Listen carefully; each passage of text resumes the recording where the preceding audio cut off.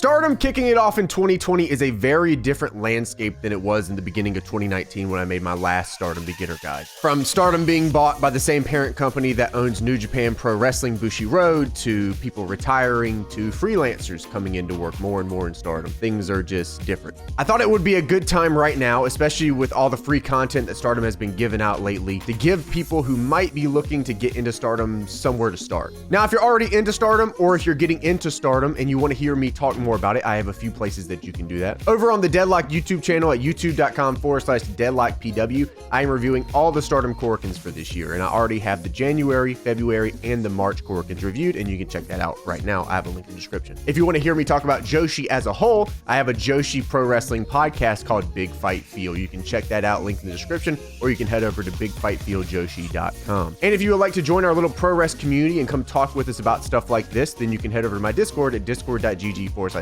or follow me on Twitter. All the links for all that stuff also in the description. The first thing that I'm going to do is I'm going to break down the factions for you guys, as factions are a huge part of Stardom's infrastructure. Every wrestler in Stardom is part of one of the following 5 factions: Stars, Oedo Tai, Tokyo Cyber Squad, Queen's Quest, and Donna Del Mondo. If you've at least heard of Stardom over the past year, you probably know most of these factions. The only one that you might not know is Donna Del Mondo, which is a new faction led by a new member of Stardom, Julia. Julia came over quite infamously from Ice Ribbon, and she's sort of taken over the program over the last couple of months. Now that you know the names of the factions, let's talk about them a little bit. Stars is led by Mayu Iwatani, and these are your company players, your all-around good guys. Now, while Mayu and Arisa and kind of everybody in Stars can get a little crazy sometimes, I think that's the best way to explain Stars, is kind of like they're like your straight-lace company players. Tokyo Cyber Squad is this weird mixed match group of wrestlers which, instead of being driven away by their differences, are drawn together. TCS is led by Hana Kimura, which is probably one of the more popular wrestlers. You've probably either seen her or heard the name, or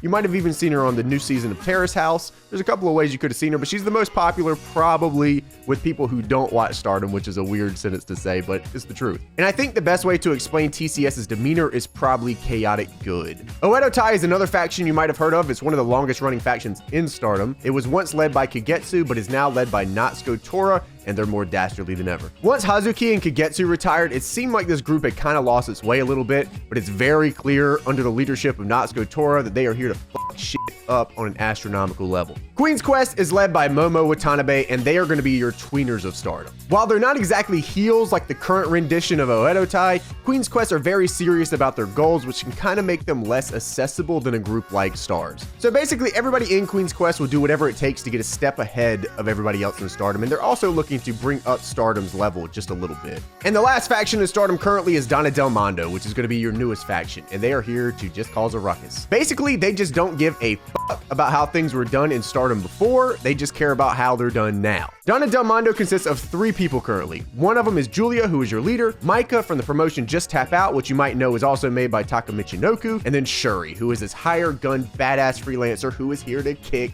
ass. She just also happens to be very, very good at dance choreography. I'm not sure if we'll ever see that or not, but she is. Stardom has a combined 7 championship belts on their shows. I know 7 sounds like a lot because it is a lot, and honestly it's because belts help draw gates and gates help draw money, and basically it's just about generating more people, which generates more money. It's just like that. Now, I'm also going to include the current champions just so you guys know, but that information is not evergreen whatsoever, and depending on when you're watching this video, the champions could be completely different. The World of Stardom Championship is your main belt, your World's Championship. It's also known as the Red Belt, and it's currently held by Mayu Iwatani.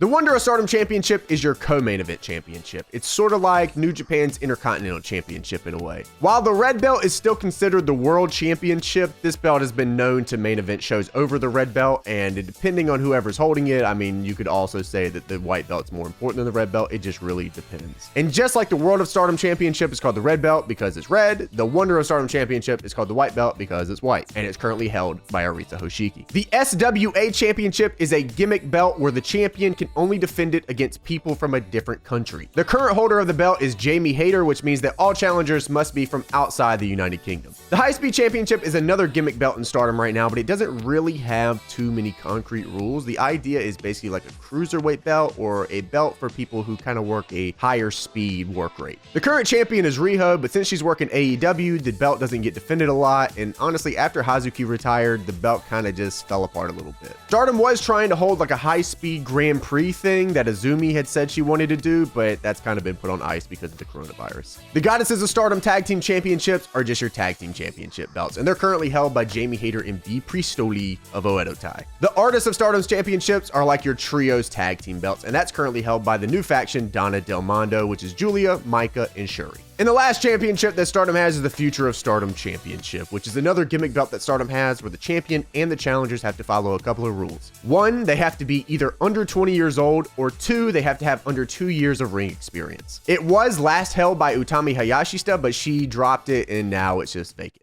Along with a bunch of championships, Stardom also has a bunch of events that are run throughout the year. They have the Cinderella Tournament, which is a one-night single elimination tournament, usually with 16 wrestlers, and they all fight for the chance to be crowned Cinderella. Usually the event's held in April, but this year it was moved up to March, and I think that's because Stardom's running a really big Oda Award show in April, but nonetheless, it's going to be in the first quarter, maybe the beginning of the second quarter of the year usually. Like I said, the winner of the tournament is crowned Cinderella. They get a dress, they get a tiara, and they get to make a wish, and that wish is usually for a chance at the red belt or the white belt. They also run the 5-star Grand Prix, which is kind of similar to your New Japan G1 Climax, if you ever heard of that. Basically, it's a 2-bracket round-robin tournament held over multiple weeks, and the winner of the 5-star Grand Prix gets a shot at the World of Stardom Championship. Now, along with the 5-star Grand Prix, they also have the Stardom Tag League, which is similar to your New Japan Tag League, or just similar to the 5-star Grand Prix. It's literally the same exact thing, but with tag teams instead. Stardom also runs this Rookie of Stardom tournament thing, and I say thing because sometimes it's not even a tournament, sometimes it's just a match. It really depends on how many rookies come into Stardom that year. Basically, it's just kind of like a rookie showcase thing, and like I said, it really depends on how many rookies. If there's only 2 rookies, they just have a singles match. If there's 3, triple threat sometimes. If there's 4, a little baby tournament. It just depends. I know it's weird, but it's a thing. Now for the 2 big questions that I always get when someone asks me about Stardom. 1, how do I start watching Stardom? And 2, where do I start watching Stardom? Stardom World is 920 yen a month, and this is where you're going to get all your content. This is where you're going to get your subtitled promos, where you're going to get each of your matches and all the big shows and everything like that. Stardom shows are taped, and then they're uploaded match by match after the show is over. It can usually take up to a few days. There's only one guy uploading the matches, so sometimes it takes a little long, but honestly, it's never been more timely than ever. It usually only takes a few days, and it's not an issue at all. They've actually been kind of experimenting with live shows recently, and I've been loving it. It's been fantastic. They've been doing it for free on YouTube, so that's been really cool. I don't know if that's going to keep up or not, but I kind of hope it does, just because it's more fun watching Stardom live with everybody in the Discord and hanging out and talking. So it's just dope. So you might not want to sign up to Stardom World right away, and that's cool. There's actually a way for you to check out Stardom before you decide to commit to signing up. Stardom now has a new weekly half-hour TV show called We Are Stardom. Now, obviously, you probably don't have any Japanese television stations. If you do,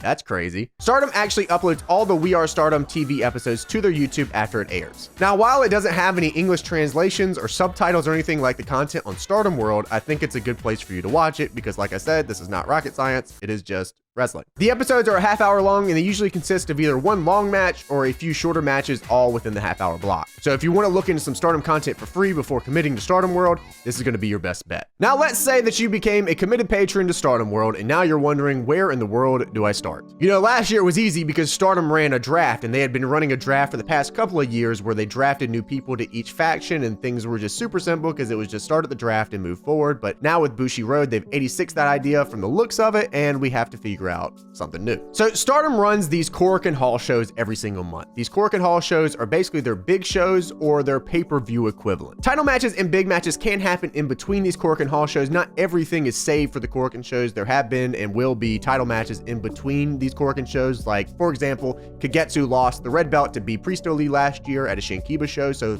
things like that. But for the most part, these Korakuen Hall shows are basically your pay-per-view equivalent. So these are the shows that you kind of want to start on if you want to get an idea of what Stardom has to offer, because these are the shows that are going to set the baseline for the next couple of weeks of shows before they head back to Korakuen. I think personally the best place that you can start right now if you want to get into Stardom, if you were to literally sign up for Stardom World right now, I think the best place for you to start is the January Korakuen. Now, obviously, if you see this guide in November of 2020 or something like that, maybe don't start at the January Korakuen, because that is a long way away from November's shows, but as a baseline, January is a good start. If you are looking at this at the end of 2020 or whatever the case may be, then maybe start at one of the recent big events, whether that be the Cinderella Tournament or the 5-Star Grand Prix. These are good places to start. One, because the Cinderella is before the summer, and then the 5-Star Grand Prix is after the summer. So these are good places for you to start. But if you're seeing this in the first half of 2020, maybe do start at the January show. Weirdly enough, the January show really did set up the rest of the year. I mean, a lot of stuff happened. We had one of Kagetsu's final matches on her retirement tour. We had the debut of the new faction, Donna Del Mondo, where we showed off all the new members. Mayu Iwatani and Momo Watanabe had a killer red belt match, and we had one of my favorite matches of the year so far, which was Arisa Hoshiki versus Utami Hayashi stuff for the white belt.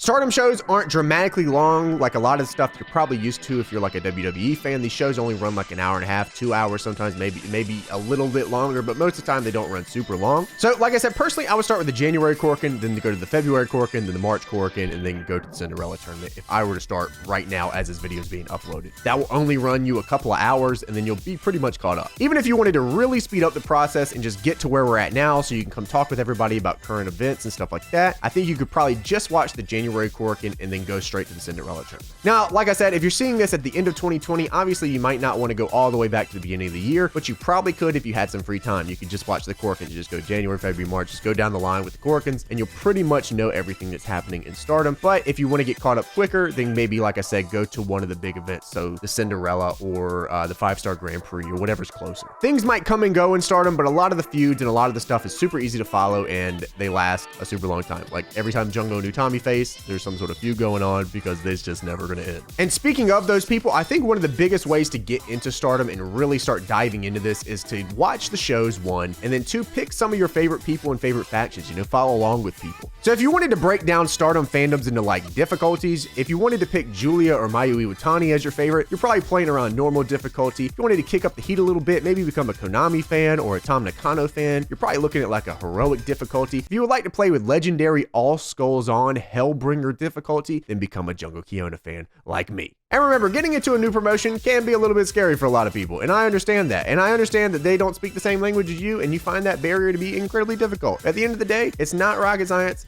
it's wrestling. And if you're open to the idea, I think Stardom will grab your attention. And once you get into Stardom, you'll get into everything else. All of a sudden, you'll be in Oz Academy, and Actress Girls, and Ice Ribbon, and TJPW, and you'll be wondering where your life fell off the rails. So there's a lot of good stuff out here. It's just about finding it. It's just about giving it a chance. And at the end of the day, if this even helps one person get into Stardom, I'm happy. So thank you guys so much for watching this. I hope that you guys did enjoy. If you have any questions for me about Stardom or whatever the case may be, feel free to leave them down in the comments below. I'm sure people can help you out down there too. Leave a thumbs up if you enjoyed. Subscribe if you guys are not subscribed. And check you guys out on the flip side. Have a good one, everybody. See you.